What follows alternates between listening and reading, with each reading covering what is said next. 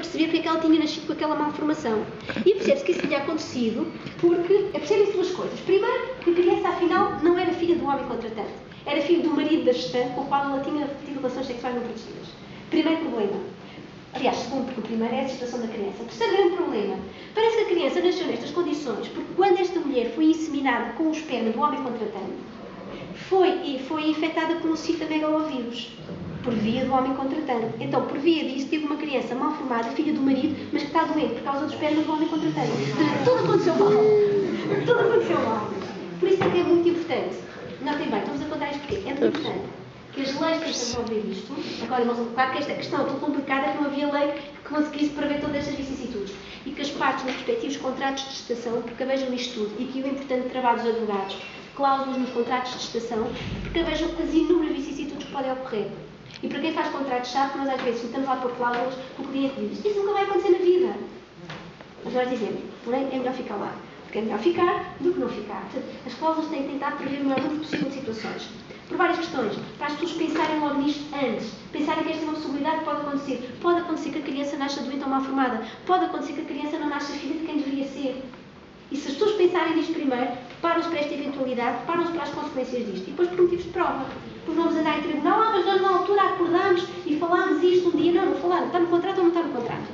E aquilo que tiver no contrato resolve as situações com muito mais facilidade. A questão do aborto. Bem, no Brasil, volto a dizer, este não é um grande tema, porque as leis do aborto são relativamente restritivas. Agora, em países onde as leis do aborto são muito mais liberais, temos de ter aqui um grande problema. O que é que acontece? Quando, por exemplo, os pais contratantes querem que a gestante aborte, e ela diz não quero, ou vice-versa, a gestante quer abortar e os pais contratantes dizem não abortam. Bem, para mim tem como líquido que a gestante nunca pode ser forçada a abortar. Esta é uma das liberdades que lhe cabe pelo facto de usar o seu próprio corpo. Ela não pode ser forçada a abortar. A questão diferente é nos casos em que ela quer abortar, por algum motivo, e os pais contratantes não querem. Bem, eu digo, com alguma facilidade, que ela pode ser proibida de abortar nestes casos. Parece-me sim. Mas entre ser proibida e executar-se esta decisão vai uma grande diferença. Ou seja, eu digo que ela deve ser proibida no sentido de, se o caso for tribunal, o juiz vai dizer: a senhora não pode abortar. E se abortar, vai ter que devolver todo o dinheiro que já foi pago a estas pessoas e vai sofrer penalizações e ter que indemnizações, blá blá blá. Isto é a parte fácil. Agora, obviamente que não a podem impedir, ou seja, não podem forçar à força, coagir fisicamente a continuar a ficar grávida. Portanto, aqui vamos ter um grande problema. Mais uma vez, a única forma de tentar controlar este comportamento da gestante é mediante sanções civis e criminais, restituição das quantias pagas, pagamento de uma indemnização, porque, parem, nunca vi nas decisões sobre contratos de gestação o pagamento de uma indemnização aos pais contratantes. Só vi a restituição das quantias pagas. Então, mas aquelas pessoas não têm danos? Quando a mãe de substituição se arrepende, ou, por exemplo, nestes casos, em que a mãe quer abortar, e porque não pode ser forçada a prosseguir com a gravidez, não podem prender e ter aqui 9 meses, não é? E ela estar ali numa cama presa. Mas estas pessoas não têm gasto. Desde logo têm imensos danos patrimoniais, vários gastos que tiveram e a mera devolução das quantias não cobre. Mas, sobretudo, têm muitos danos morais. O dano patrimonial é imenso. Porque estas pessoas, durante meses e meses a fio, alimentaram a expectativa de vir a ter ali um filho.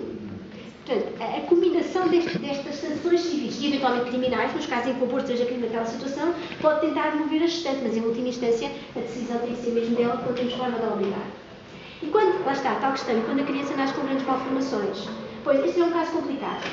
Se a criança nasce com essas malformações devido a um comportamento da própria gestante, um comportamento irresponsável durante a gravidez, álcool, drogas, desportos radicais, qualquer coisa desse tipo, é que ela deve ser obrigada a indemnizar, que isto faz a ligação um pouco com o caso que o professor Fernando Oliveira, Fernando Araújo, vai falar na quarta-feira, que é o dano da vida indivíduo e do nascimento indivíduo. Portanto, não vou alongar sobre isto, passa a batata quente por esse lado.